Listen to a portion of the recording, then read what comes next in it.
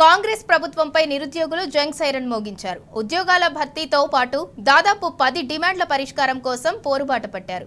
రేపు సచివాలయ ముట్టడి కార్యక్రమాన్ని చేపట్టనున్నారు. ఎన్నికల సమయంలో కాంగ్రెస్ పార్టీ ఇచ్చిన 10 డిమాండ్లను వెంటనే తీర్చాలని కోరారు.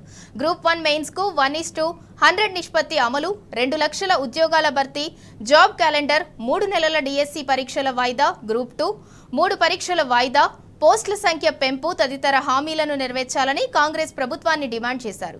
సచివాలయ ముట్టడిలో రాష్ట్రంలోని నిరుద్యోగ యువత, వివిధ పరీక్షలు రాసే అభ్యర్థులు భారీగా తరలివచ్చే అవకాశం ఉంది. మరోవైపు ముట్టడి కార్యక్రమానికి బీసీ సంక్షేమం సంఘం జాతీయ నేత ఆర్ కృష్ణయ్య, బీఆర్ఎస్ నేత ఆర్ఎస్ ప్రవీణ్ కుమార్, నిరుద్యోగ సమాఖ్య వ్యవస్థాపక అధ్యక్షుడు రాజారాం యాదవ్తో పాటు పలువురు మద్దతు తెలపనున్నారని నిరుద్యోగ యువత ప్రకటించింది.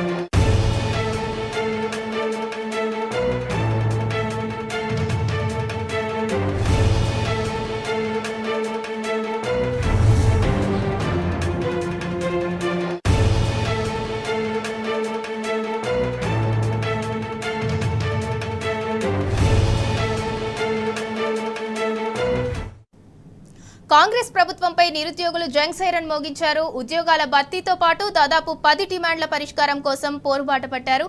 ఇక దీనికి సంబంధించి మరింత సమాచారం మా ప్రతినిధి ఉదయ్ అందిస్తారు. ఉదయ్, చెప్పండి, కాంగ్రెస్ ప్రభుత్వంపై నిరుద్యోగులు మోగించిన జంగ్ సైరన్ కి సంబంధించిన అప్డేట్ ఏంటి?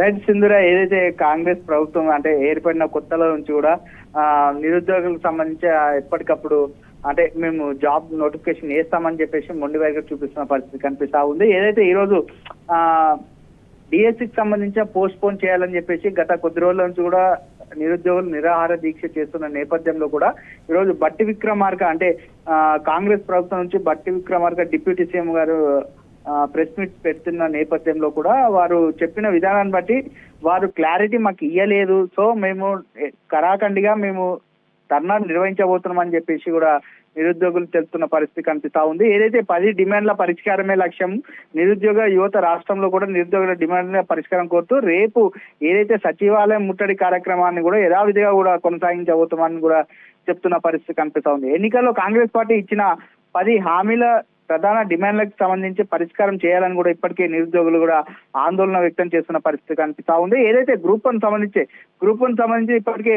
1:2 50% సంబంధించింది కాబట్టి దాంతో పాటు 1:100 నిష్పత్తి అమలు చేయాలి అని చెప్పేసి ఇప్పటికే గతంలో ఏదైతే ప్రతిపక్షంలో ఉన్నప్పుడు ఇదే బట్టి విక్రమార్క చెప్పిన నేపథ్యంలో కూడా మీరు చెప్పిన హామీలే మాకు నెరవేర్చాలని కూడా ఇప్పటికే నిరుద్యోగులు కోరుకుంటున్న పరిస్థితిని మనం చూస్తా ఉన్నాం.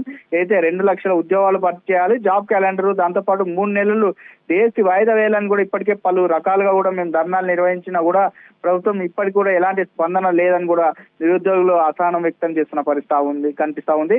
ఏదైతే రేపు మొత్తానికి చూసుకుంటా అంటే నిరుద్యోగులతో పాటు అటు వివిధ సంఘాల నాయకులు కూడా ఇటు నిరుద్యోగులకు కూడా ముఖ్యంగా సపోర్ట్ చేస్తున్న పరిస్థితి కనిపిస్తా ఉంది. రేపు మొత్తానికి చూసుకున్నట్లయితే ఇన్ని రోజులు ఏదైతే పిలుపులు ఇచ్చిన నేపథ్యంలో కూడా రేపు నిరుద్యోగులకు సంబంధించిన సచివాలయాన్ని ముట్టడానికి కూడా పెద్ద ఎత్తున కూడా ధర్నా నిర్వహించబోతున్నారు. Sindhura. Right, thank you Uday.